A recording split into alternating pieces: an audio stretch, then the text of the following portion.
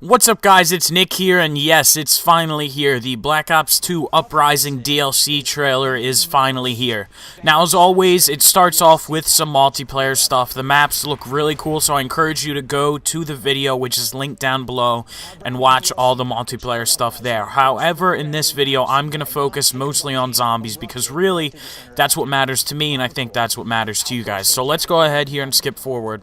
So the first shot we get here of zombies is actually the camera zooming in on this seemingly important zombie. Looks like possibly a warden of the prison, so it could be a boss zombie, something like that. It zooms in on him in what looks to be a cutscene, and we'll get back more into that later, but this zombie's definitely going to be important, I think, and we need to keep our eyes open on him.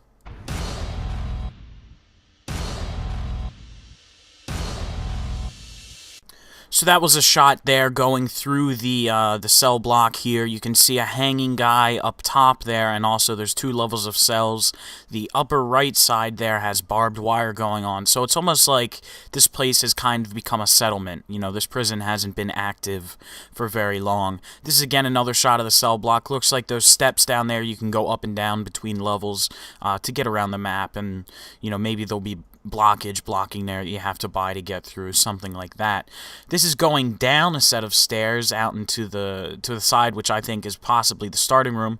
There on the left you can see a table, a skull surrounded by candles, and also a weapon on the wall to the right in the background, right there on the right. So that's interesting. We wanted to take. Now, an interesting thing here to point out is this is Jason Blundell. He's the executive producer of the game itself, so he typically works on campaign.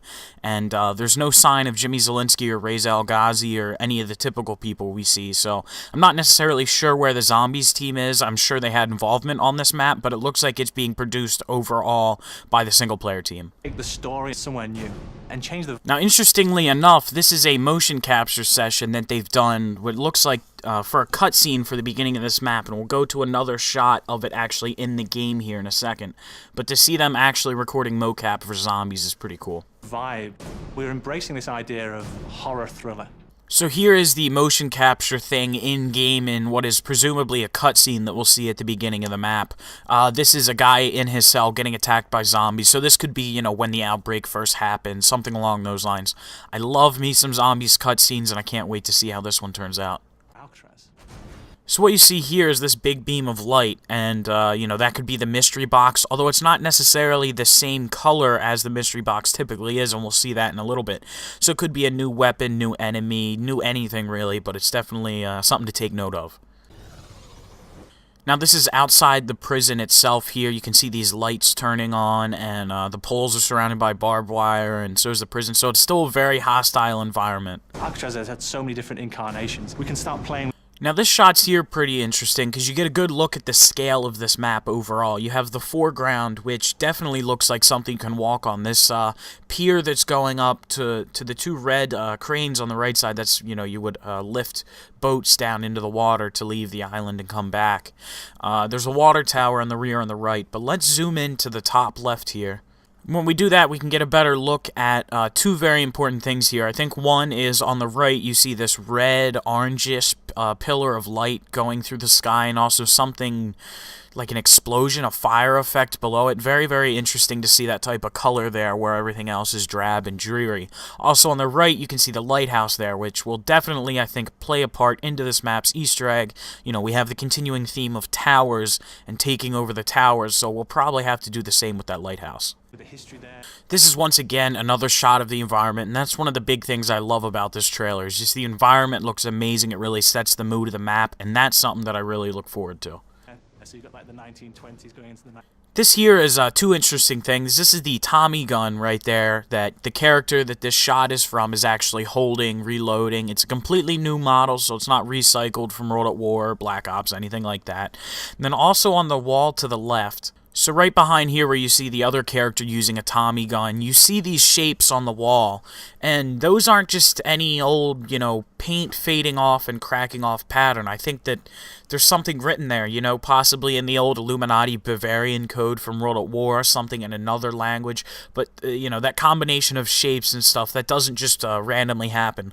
Unless they're trying to illustrate that maybe someone went crazy in this area that they're in, maybe it's a cell they're in, something like that, but it's still very interesting to see that on the wall. 1930s, got the Prohibition era coming in there, so that then breeds certain characters that you only see in that time period. That's what led us to getting guys like Ray Liotta. So we actually have a full list of all the characters and, who their actors are in the game. So the first one up is Billy Handsome, played by Ray Liotta, who's probably the biggest name out of all of them. So this here is extremely interesting. This is actually the LSAT being used by Ray Liotta, and then back there on the left you can see a brand new type of enemy. And also in this clip you hear a new type of audio for what this enemy probably sounds like.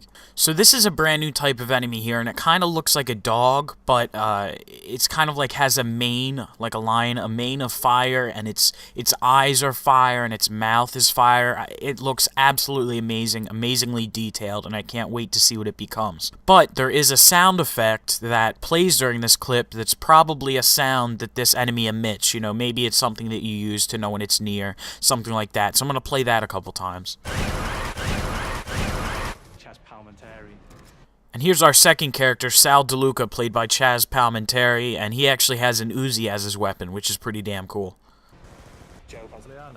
Here's our third character, Al the Weasel Arlington, played by Joe Pantoliano. And Michael Madsen. Those characters make this model. And our last character here is Michael Finn O'Leary, played by Michael Madsen. And an interesting thing to point out here is that he's actually in the prison outfit, whereas some were in civilian clothes. So, some of these guys may be prisoners, some of them may be people who've come to break them out. Maybe they tried to help them break each other out, and the zombies messed that plan up, something like that. But I think that this guy was definitely a prisoner. He's also covered in a crap load of blood, which looks really awesome.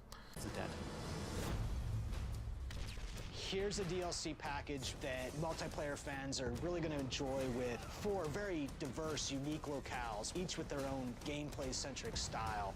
And Mob of the Dead, this here's another shot of the exterior. You've got this guard tower here in the forefront, and there's actually bodies hanging by their feet, hanging by their heads. They're wrapped up in fabric. It's very, it adds to a very, very creepy atmosphere. And the lights here, I think that those lights will probably flicker on and off, which would be really cool.